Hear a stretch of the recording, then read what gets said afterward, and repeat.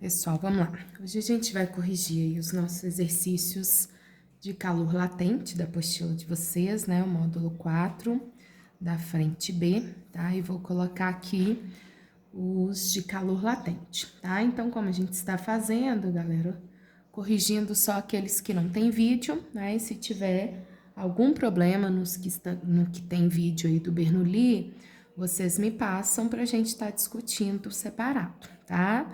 Então, o primeiro que eu marquei de calor latente para vocês foi o aprendizagem 2, né?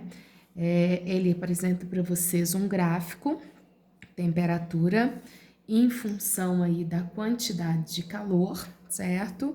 Em que a gente tem um líquido, ele dá alguns dados pra gente, fala que é um líquido, que a gente tem 20 gramas desse líquido numa temperatura inicial de 0 graus Celsius, tá? Deu o calor específico dessa substância aí no estado líquido, que é 0,6 caloria por gramas graus Celsius. E quer saber da gente o calor latente de vaporização dessa substância, tá? O nosso gráfico mostra exatamente esse líquido a zero, tá? Então, ó, o exercício te conta que ele está inicialmente a 0 graus Celsius no estado líquido, tá?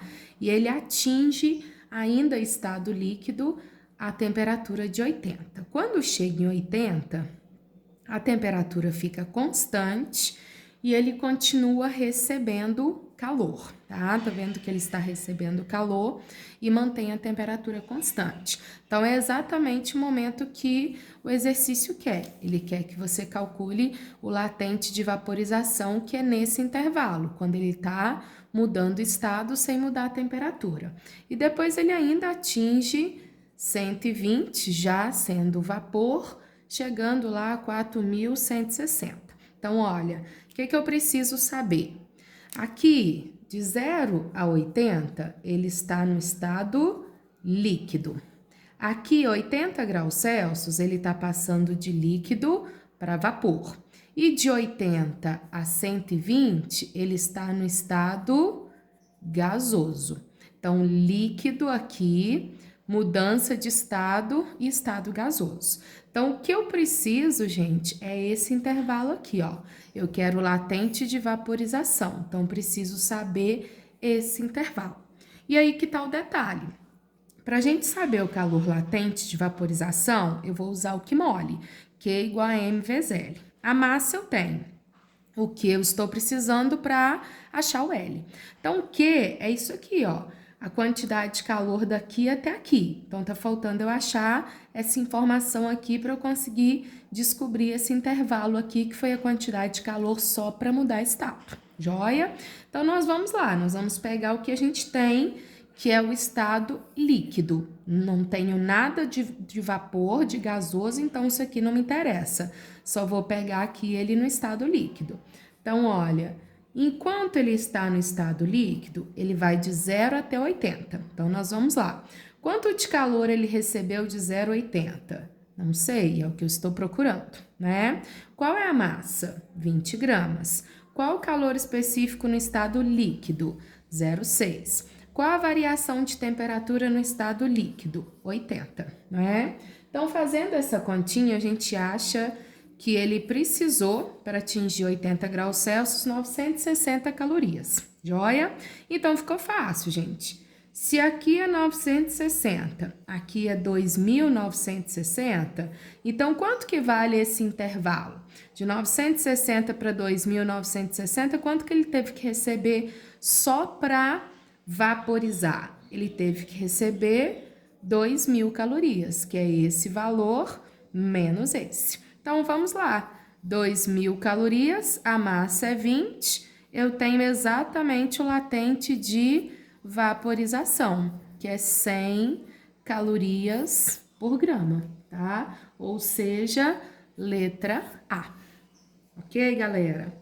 O próximo, gente, é que a gente não tem vídeo aí, é o 14 dos propostos. Então, vamos lá pro 14 propostos, tá?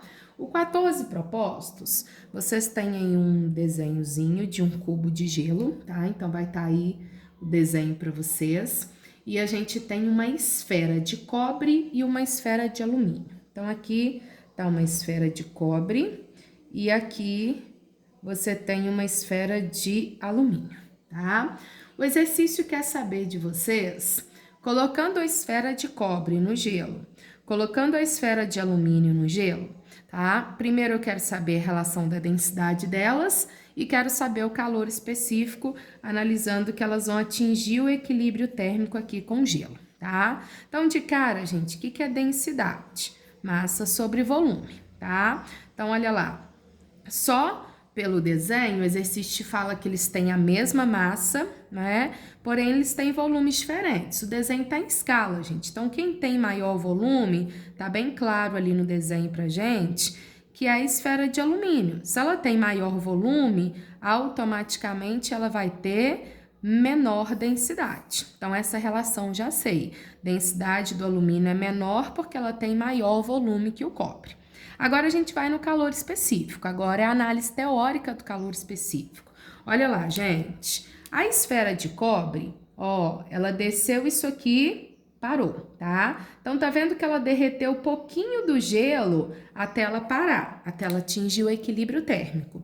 Quando a gente pega de alumínio, olha, ela desceu isso tudo aqui. Então, concorda que ela derreteu muito mais gelo até atingir o equilíbrio térmico. Então, essa daqui, ela demorou mais para atingir o equilíbrio térmico e essa daqui atingiu o equilíbrio térmico mais rápido. Tá vendo? Olha que rapidinho ela parou, desceu só um pouquinho e parou. Essa desceu uma distância bem maior, então ela demorou mais. Então, vamos à nossa análise de calor específico. Quem demora mais para variar a temperatura tem calor específico elevado. Quem varia a temperatura rápido tem calor específico baixo. Lembra do metal? Ele aquece rapidinho e esfria rapidinho, porque ele tem calor específico baixo. Lembra da água? Ela demora para aquecer, demora para resfriar, porque ela tem calor específico alto. Então, aqui, quem demorou mais para atingir o equilíbrio, ou seja, para parar lá de afundar no gelo, foi o alumínio. Logo, o alumínio tem um calor específico maior do que o cobre, certo? Então, olhando aí nas alternativas de vocês, olha, o alumínio, ele precisa ter menor densidade, né? E maior calor específico. Então, seria a letra B, o inverso aí da densidade. Ok, galera? Agora, indo para o próximo aí, que vocês não têm vídeo, é o número 4 do Enem, tá? Só passando aqui para eu pegar para vocês. Então, seria o número 4 aí da atividade do Enem. Ele fala o seguinte pra gente. No dia que a temperatura ambiente ela é de 37 graus Celsius, uma pessoa com essa mesma temperatura corporal repousa numa sombra aí, tá? Aí deu que essa pessoa vai liberar através do suor aí, libera calor através do suor, né? Pela evaporação. Considere que a potência para manter o nosso metabolismo, então presta atenção, potência para manter o nosso metabolismo, 120 watts. E que desses 120 watts, 20% libera suor. Então, gente, só 20% dessa potência o corpo utiliza para liberar suor, tá? Então, a gente vai fazer. Liberar suor é onde ele perdeu calor. Então, qual que é a potência que foi utilizada para liberar calor? 120 vezes os 20%, né? Então, fazendo 20%. Isso quer dizer que para suor, liberando calor, são exatamente 24 watts. O exercício deu ainda para vocês que o latente de vaporização é 540 calorias por grama. E contou também que 1 caloria é aproximadamente 4 joules.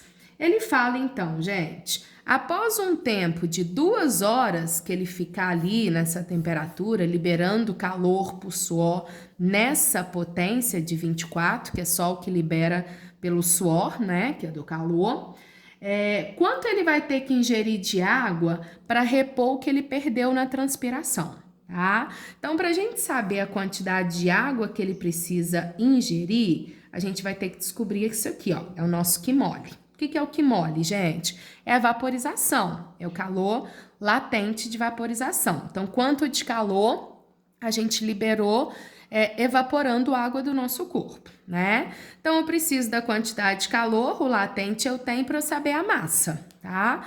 Então, vamos lá. A gente sabe que potência é quantidade de calor sobre o tempo. A potência é 24. O tempo são 2 horas. Só que eu não posso deixar em horas, por quê, gente? Na verdade, watts significa joule por segundo. Então, eu vou achar a quantidade de calor em joule e o tempo tem que estar em segundos, tá? Então, eu coloco ali, como são 2 horas, 7.200 segundos. Então, multiplicando aqui por 24, a gente chega que a quantidade de calor liberada no suor é de 172.800 joules. Presta atenção que a gente está achando em joules, só que eu preciso transformar para caloria por causa da constante. Então, eu vou lá, gente. Se 1 caloria são 4 joules, 172.800 joules são X calorias. Consigo passar isso para calorias. Então, dá 43.200 calorias. Então, isso é a quantidade de calor liberada no suor. Agora, eu volto lá no QMOL. Liberamos 43.200 calorias em 2 horas, tá? O calor latente de vaporização é 540, então, a quantidade que usou para vaporizar de água do nosso corpo. Dividindo essa quantidade de calor pelo latente de vaporização, eu estou descobrindo que a gente vaporizou 80 gramas de água do nosso corpo. Isso quer dizer que a gente precisa beber 80 para repor o que a gente perdeu no suor, evaporando, beleza? Então, ficaria aí letra E, ok, gente? Então, esses foram os exercícios de calor latente, né? Sem vídeo aí. E lembra que qualquer dúvida que vocês tiverem nos outros que tem o vídeo, envia para que a gente possa estar resolvendo, tá joia? Obrigada, galera!